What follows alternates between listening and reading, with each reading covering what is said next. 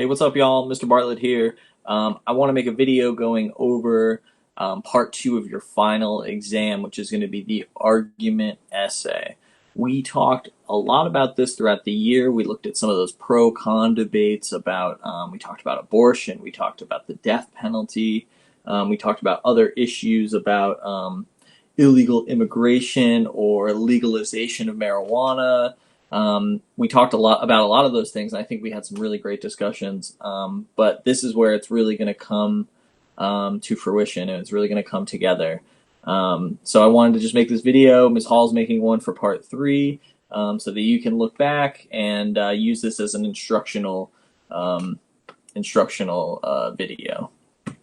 So I pulled the topic, should the death penalty be allowed, from procon.org.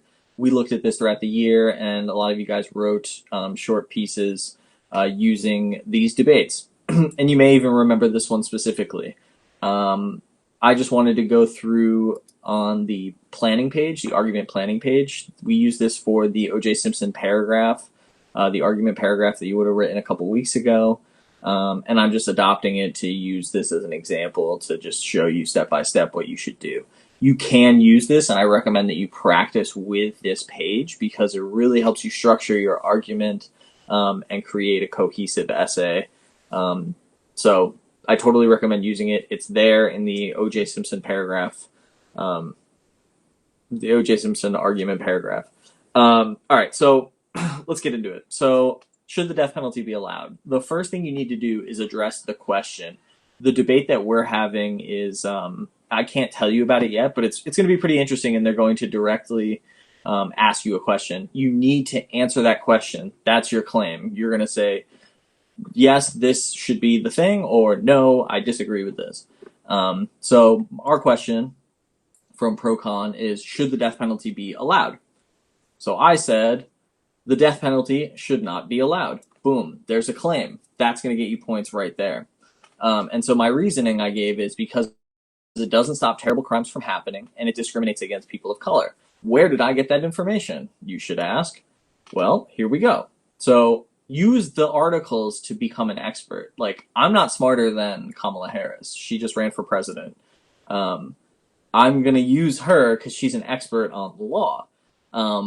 She said Black and Latino defendants are far more likely to be executed than their white counterparts. Poor defendants without a team of lawyers are far more likely to enter death row than those with strong representation.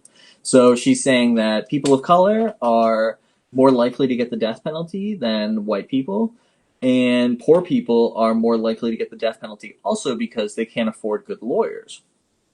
So that's a great argument, right? That it's disproportionately affecting people who are marginalized in our society. That's not fair, right? So I'm going to use that quote that she just had right here, okay? And so then I'm going to explain what that means, right? So I said, this shows that the death penalty is used against poor people and people of color more than white people. This should be more than white people in high economic standing. This should be seen as unacceptable in our society because if our system treats people unfairly, then it is broken. Okay, so I'm using this as my reasoning and my explanation for why this is why the death penalty should not exist, right? Okay, and because I provided two reasons initially, I said that it doesn't stop terrible crimes from happening. That means that the death penalty doesn't stop people from committing crimes. They don't, like, the reason that we have punishments is to deter people and make them not want to commit the crimes in the first place. The death penalty has shown that, like, it doesn't stop people from committing the crimes that it's supposed to stop people from committing those crimes. And where did I get that information? Here it is. The death penalty has no deterrent effect, claims that each execution, yada, yada, yada, yada. So it's been discredited by social science research. So if I wanted to have a second quote, I could easily pop that in, Control C, Control V, and you can literally copy it because it's going to be a document, so you don't have to, and this was from Con 3. So, like, I would use that quote as well, and I would use my explanation to show, like, oh, if it's not deterring people from committing the crime, then it's not an appropriate punishment in the first place. If it's not stopping people from doing the crime, then it serves no purpose. But I won't get into that. But if you do a couple of reasons, that's what you have to do. And then now here's the counterclaim. This is where people get tripped up a lot. This is where you say, like, the other side is saying this. So I'm going to look at, what is the other side saying? What is the pro side saying? Let's see. They have this one point that I think is particularly stupid. So I'm going to go after their dumb point here. So this guy says, while executions are rare, having the death penalty can be a bargaining chip for authorities as they investigate crimes.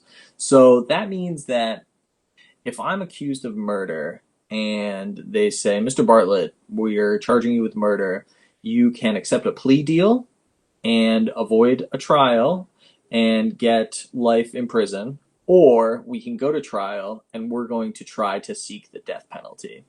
Now, even if I'm innocent, I might say, well, I don't want to go to trial and face the death penalty as an innocent person. Or even as a guilty person, I might just say, like, wow, I guess I don't even deserve a trial and I'm just going to try to save my own life. So I'm going to use that. They're saying that that's a good thing. They're saying that cops can use the death penalty to scare you into a confession, basically, as they can, negotiate with lawyers. So I'm going to say, some may say that the death penalty can be used by law enforcement to bargain with suspected criminals. And then I use their quote here, while executions are rare, having the death penalty can be a bargaining chip for authorities as they investigate crimes. So I'm showing what they're arguing. Okay. And then I say, however, this assures that many people will take a plea deal to avoid death and instead opt for life in prison, even if they are innocent of the crime they're accused of. The death penalty thus, and then I quote con number 3, assures the execution of some innocent people because, and then so my reasoning is that, what I just explained, that like some people are going to be like, wow, if I go to trial, I risk losing my life, or I just say I'm guilty and I get to stay alive, but have to, face another penalty. Okay. So then the clincher is where you really hit home your point. I think what I want you to remember is that two major things. Every time you quote, whether it's for your side or it's the counterclaim, make sure you're explaining the significance of that quote and sharing your reasoning. That's where you are sharing your voice. That's where you're analyzing the text. That's like the most important part of like crafting an argument. It's taking in information and then formulating your own stance and your own view. Because yes, you are quoting the pieces, but it's really your argument. Okay. So my clincher is where I'm really hammering home my point. Okay. So I'm saying, like, yeah, many people in America believe that punishment should fit the crime. If a man kills another man, then he should also die. It's this whole thing based on it's a very like old school justice system thing where it's called Hammurabi's Code. It's called an eye for an eye, and it's like we do the same thing to you that you did to someone else, right? So I would include that if I were writing a full essay. But anyway, if a man kills another man, then he should also die. However, the threat of the death penalty as a punishment is imposed disproportionately towards people of color in this country and has consistently shown in studies that it does not prevent heinous crimes from being committed. So those are my two first points right at the beginning. If the punishments we carry out for violent crimes do not stop the crimes from happening, then they are ineffective and the punishments perpetuate, which means to continue, a legal system that has been proven to be racist at all turns, then it must be abolished. So I'm really hammering home my 2 points that this punishment doesn't actually stop people from committing terrible crimes. And if our justice system doesn't do that, then it's worthless, right? And then also the racism that has plagued our justice system, I'm also bringing that into. And you can see that throughout like all of these articles. On the exam, you'll have a few on each side. I think this one has like a ton. But it's pretty extensive and you can go pretty far with all the arguments. I just chose 2 arguments. There are so many different things you could argue for this this particular debate, but I chose those 2 things. Down here, it goes over just like what you can do, what like a 5 was for the argument essay for the OJ Simpson thing. So if you want to just remind yourself what you need, I mean, you can take notes and you can have the chart prepared. You have a full week to do each section of the exam. So you don't have to rush through this, and you can have materials like ready, and you can practice before the exam. And that's really the purpose of why I'm doing this, is to show you like you can plan what you're going to say throughout the week while you're working on this, and you can stop and you can revisit it. It's not like we're in class where I'm standing over your shoulder being like, okay, you only have like 5 minutes, like you have to make it happen. And the other beautiful thing here is you can copy paste from the articles.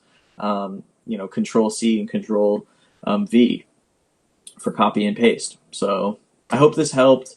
And if you have any questions, let me know. And thank you so much for watching. Bye.